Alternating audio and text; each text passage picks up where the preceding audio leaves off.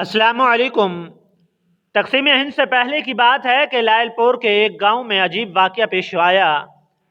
Loyal پور یعنی موجودہ فیصل آباد کا ایک گاؤں فاضل پور، جس کی لوگ مثالیں دیا کرتے تھے۔ یہ اپنی نوعیت کا عجیب گاؤں تھا جس میں موجود تمام گھروں کے دروازے نہیں تھے۔ وجہ یہ تھی کہ وہاں پچھلی ایک صدی سے کوئی ایسا واقعہ نہیں ہوا تھا جس میں لوگوں کی جان و مال کو کسی قسم کا خطرہ ہو۔ لوگوں کے مال مویشی سارا دن ایک دوسرے کے کھیتوں میں چرتے پھرتے تھے اور شام کو اپنے اپنے گھروں میں واپس چلے جاتے تھے۔ اگر کسی گھر میں شادی ہوتی تو گویا پورا گاؤں سجایا جاتا تھا اور ایک دوسرے کی غمی میں بھی شریک ہوتے تھے۔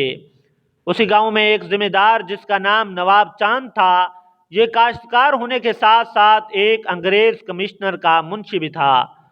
فاضل پور گاؤں کے مسائل حل کرانے میں پیش رہتا۔ تمام گاؤں والے نواب چاند کی بہت عزت کرتے تھے۔ ایک دفعہ منشی کی بیٹی رانی کپاس کے کھیت میں کپاس چن رہی تھی۔ ایک عجیب واقعہ پیش آیا۔ کسی نامعلوم آدمی نے اچانک پیچھے سے رانی پر ایک نشہ آور کپڑا پھینکا۔ اس سے رانی مڑ کر اس شخص کو دیکھ پاتی، وہ بے ہوش ہو کر کھیت میں گر پڑی۔ اس ملعون شخص نے رانی کو داغدار کیا، جبکہ وہ کھیت کے درمیانی حصے میں موجود تھی اور وہاں کسی کی آمد و رافت کا کوئی امکان بھی موجود نہیں تھا۔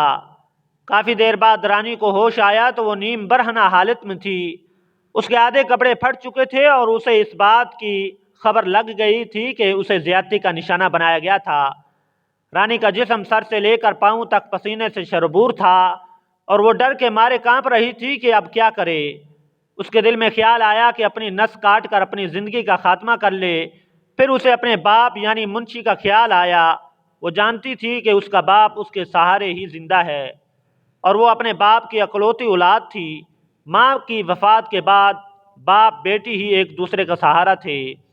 اچانک رانی کی نظر زمین پر پڑی، چند سونے کے سکوں پر پڑی اور سکوں کے ساتھ ہی کپاس کے پتے پر ایک تحریر بھی لکھی تھی۔ رانی نے تحریر پڑھی تو اس پر لکھا تھا: مسلسل 1 گھنٹے تک مجھے لطف اندوز کرنے کا بے حد شکریہ۔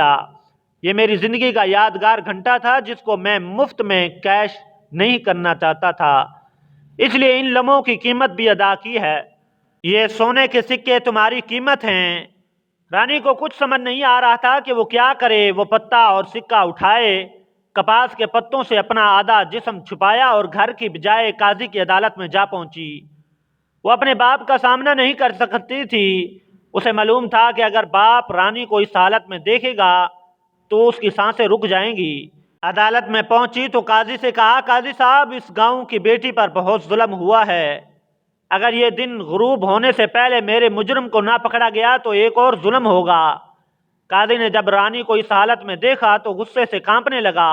رانی نے اس کے سامنے پتے پر تحریر لکھی اور سونے کے سکے بھی دکھا دیے۔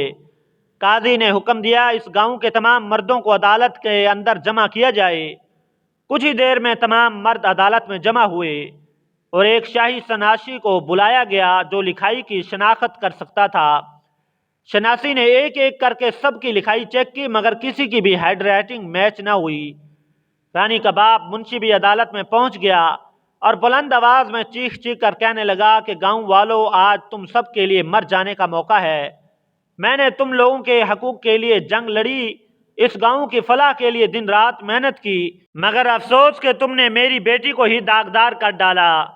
عدالت میں موجود تمام لوگوں نے منشی سے کہا کہ اس جرم کرنے سے پہلے ہم ہلاک نہ ہو جاتے۔ ہم نے ایسا کچھ نہیں کیا۔ رانی کو اپنی سگی بہنوں سے بڑھ کر سمجھتے تھے۔ عدالت میں موجود ایک بوڑھے شخص نے کہا: قاضی صاحب، رانی کے ساتھ زیادتی کرنے والا شخص بڑا چالاک تھا۔ ایسے محسوس ہوتا ہے جیسے اس کے دل میں انتقام کی آگ جل رہی تھی، ورنہ نہ وہ پتے پر تحریر لکھتا اور نہ ہی سونے کے سکے رکھ کر جاتا۔ قاضی نے منشی سے پوچھا کہ تمہارا کسی سے کوئی جھگڑا تو نہیں؟ جس پر منشی نے بتایا کہ ایسی کوئی بات نہیں، میں نے کسی سے جھگڑا نہیں کیا، نہ ہی زندگی میں کسی سے بحث کی اور دل دکھایا۔ سونے کے سکوں کو دیکھ کر قاضی کے دماغ میں ایک ترکیب آئی۔ کافی دیر سوچنے کے بعد قاضی نے سپاہیوں کو کہا کہ پانی کا ایک بڑا سا برتن لایا جائے۔ اس پانی کو آگ پر گرم کیا۔ میں دیکھتا ہوں جب مجرم کو کھولتے ہوئے پانی میں ڈالا جائے گا وہ اپنے جرم کا اقرار کیسے نہیں کرے گا۔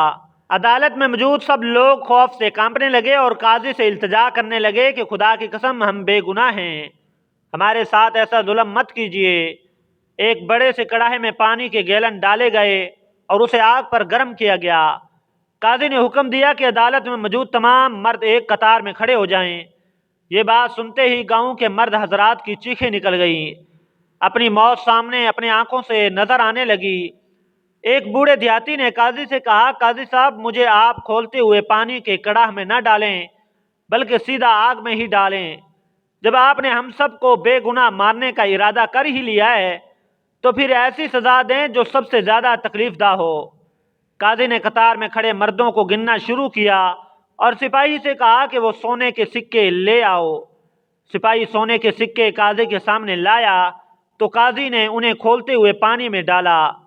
عدالت میں موجود تمام لوگ قاضی پر حیران ہوئے کہ یہ کیا کرنے جا رہا ہے، مگر اب انہیں اس بات کا یقین ہو چکا تھا کہ کم از کم ہمیں تو اس پانی میں نہیں ڈالا جائے گا۔ قاضی نے کڑاہ پر پانی کے اوپر والی تہ پر غور کیا اور فوراً سپاہی کو حکم دیا کہ اس گاؤں کے جتنے بھی قصاب ہیں انہیں عدالت میں پیش کیا جائے۔ سپاہی جانتے تھے کہ اس گاؤں میں صرف 2 ہی قصاب گوشت فروخت کرتے ہیں جو کہ اسی قطار میں موجود تھے جو عدالت کے احاطے میں قاضی کے کہنے پر بنائی گئی تھی۔ قاضی نے دونوں کو آگے آنے کا حکم دیا۔ ایک کا نام بشیر جبکہ دوسرا مولوی اختر تھا۔ قاضی نے گاؤں والوں سے پوچھا کہ آج کے دن دونوں نے دکان کھولی تھی یا ایک نے؟ سب گاؤں والے جانتے تھے کہ مولوی اختر علی جمعہ کے دن گوشت فروخت نہیں کرتا جبکہ بشیر قصاب پورے ہفتے گوشت فروخت کرتا ہے۔ قاضی نے بشیر قصاب کو حوالات میں بند کر دیا اور سپاہیوں سے کہا کہ اسے اس وقت تک مارتے رہو جب تک یہ اپنے جرم کا اعتراف نہ کرے۔ انہوں نے قصاب کو تشدد کا نشانہ بنایا تو اس نے اپنے جرم کا اعتراف کیا۔ گاؤں والے حیران تھے کہ قاضی نے مجرم کو کیسے پہچانا۔ قاضی نے کہا، جب میں نے ان سکوں کو کھولتے ہوئے پانی میں ڈالا تو پانی پر گوشت کی چکنائی کی تہ بن گئی۔ میں سمجھ گیا کہ یہ کام ایسا انسان کر سکتا ہے جو تازہ جانور ذبح کیا ہو یا گوشت فروخت کرتا ہو۔ تحقیق کرنے پر پتہ چلا کہ گاؤں میں آج کوئی جانور ذبح نہیں کیا گیا۔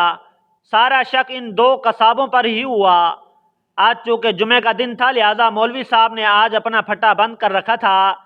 بشیر قصاب کی دکان کھلی تھی۔ اس نے رانی کو کپاس کی کھیت میں اکیلے ہی جاتے دیکھا تو ادھر سے ہی رانی کا پیچھا کیا۔ گوشت والے ہاتھوں سے سکے جیب میں ڈالے، پھر جیب سے باہر بھی نکالے۔ جس وقت رانی کپاس کے کھیت میں گئی تھی اس وقت اس کی دکان بھی بند دیکھی گئی۔ اسی پر شک گیا تھا اور اب تو اس نے جرم کا اعتراف بھی کر لیا تھا۔ قصاب کی اس جرم کی عبرتناک سزا دی گئی۔ اسے سپاہیوں نے پکڑ کر اسے کھولتے ہوئے پانی میں ڈال دیا گیا۔ سب دیہاتیوں نے اپنی آنکھوں سے اسے تڑپتے ہوئے دیکھا۔ اس کے بعد فاضل پور گاؤں میں ایسا واقعہ دوبارہ پیش نہ آ سکا۔ منشی اپنی بیٹی رانی کے رشتے کے بارے میں بہت پریشان ہوا کیونکہ اس واقعے کے بعد رانی کی منگنی ٹوٹ گئی۔ رانی کا منگیتر ایک تنگ دل سخت انسان تھا جو حقیقت جاننے کے باوجود رانی کو اپنانے کے لیے تیار نہیں تھا۔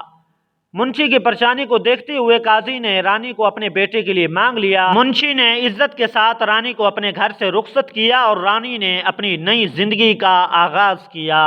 جی تو معزز دوستو، یہ تھی آج کی کہانی۔